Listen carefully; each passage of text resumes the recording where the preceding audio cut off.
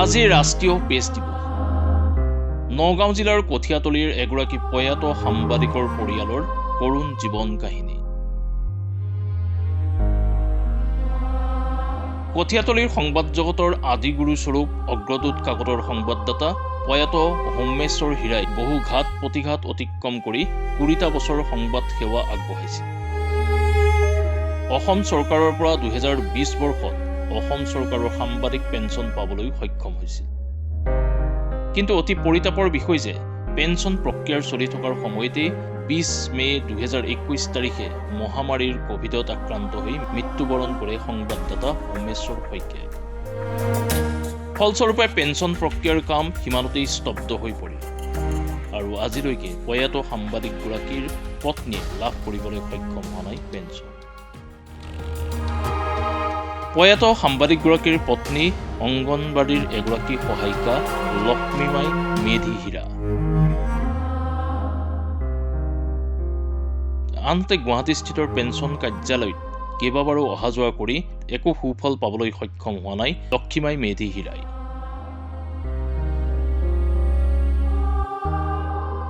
বহু কষ্টৰে জীৱন নিৰ্বাহ কৰাৰ সাংবাদিক হোমেশ্বৰ হীৰাই পেঞ্চন পোৱাৰ আনন্দ উপলব্ধিহে কৰিলে, কিন্তু পেঞ্চনৰ এটা টকাও ভোগ নকৰাকৈ জীৱনৰ নাট সামৰণি মাৰিলে।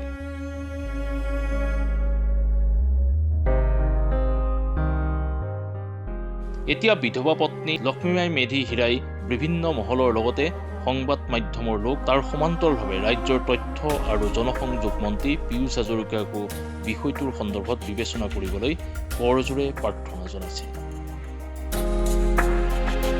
এতিয়া সময়হে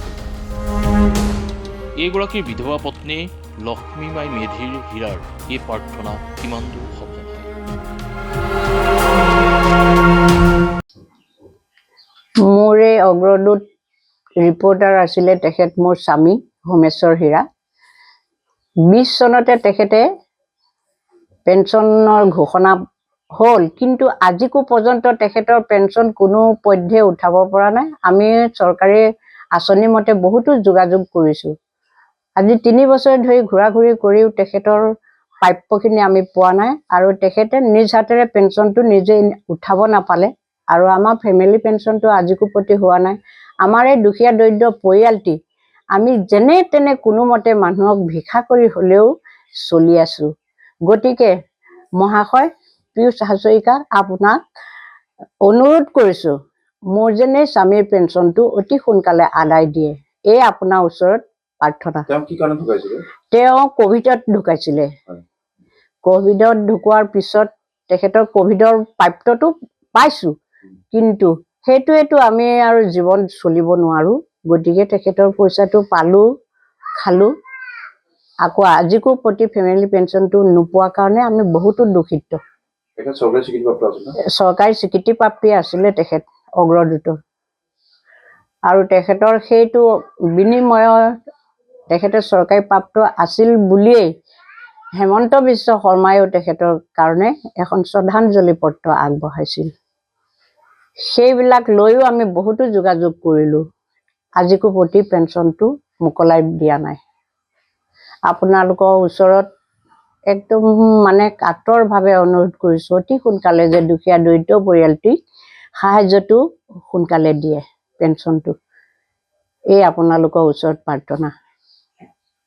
আজি যিটো এটা প্ৰেছ ডে, এজন প্ৰয়াত সাংবাদিকৰ পৰিয়ালৰ যিটো দুৰৱস্থা, এই সম্পৰ্কে যোৱা ২০২১ চনৰ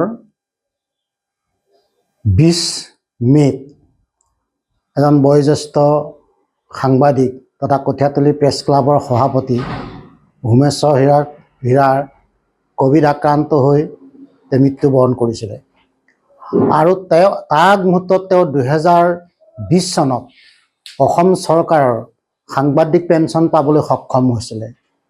উৰেটো জীৱন সাংবাদিকতাৰ লগত জড়িত হৈ ৰাইজৰ সেৱা কৰি এই মৃত্যুবৰণ কৰা এই লোকজনৰ পেঞ্চনৰ কাম কিন্তু সেইখিনি সময়ত তেওঁ হৈ আছিলে বুলি কৈছিলে আৰু তেওঁ অহা যোৱা কৰি আছিলে আৰু এই সংকাতত তেওঁ বহুত ঘূৰা ঘূৰি কৰিছিলে।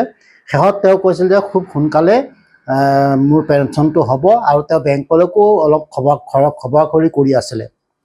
কিন্তু এইখিনি হৈ থকা মাজতে তেওঁ কোভিডত আক্ৰান্ত হ'ল আৰু তেওঁ মৃত্যুবৰণ কৰিলে। মৃত্যুবৰণ কৰাৰ পিছত আজি পৰিয়ালে সেই পেঞ্চনৰনো কি হ'ল তাৰ ইতিবৃত্ত একো বিচাৰি পোৱা নাই। বহু ঠাইত ঘূৰা ঘূৰি কৰিছে, আমাৰ সাংবাদিকসকলৰ লগতো তেওঁ আলোচনা কৰিছে, তেওঁ আজিলৈকে কিন্তু পেঞ্চনৰ মুখ দেখিবলৈ পোৱা নাই। আৰু তেওঁ জানামতে তেওঁ 2-3বাৰ পেঞ্চন সঞ্চালকালয়ো গৈছে, কিন্তু তেওঁ একো পোৱা নাই। গতিকে আজি কেইদিনমানৰ আগত আমাৰ নগাঁও জিলা সাংবাদিক সন্থাৰ সভাপতি তথা সম্পাদকৰ লগতো যোগাযোগ কৰিছে, আৰু মই যিহেতু এতিয়া ইয়াৰ যোৱাৰ পিছত মই এই কঠীয়াতলী প্ৰেছ ক্লাবৰ সভাপতি, সেই হিচাপে মোকো তেওঁ অৱগত কৰিছিলে আৰু মই এই সংবাদত বাতৰি যুগুতাইছোঁ। গতিকে আমি আশা কৰোঁ যে এই বিভাগীয় মন্ত্ৰী মহোদয়ে এই বিষয়টোৰ ওপৰত হস্তক্ষেপ কৰিব লাগে আৰু পৰিয়ালটো যাতে এই অভাৱ অনাটনৰ পৰা এই পেঞ্চনটো দি মুক্ত কৰে, তাৰ কাৰণে আমি কিন্তু চৰকাৰৰ ওচৰত তথা মন্ত্ৰীৰ ওচৰত আমি অনুৰোধ জনাইছোঁ।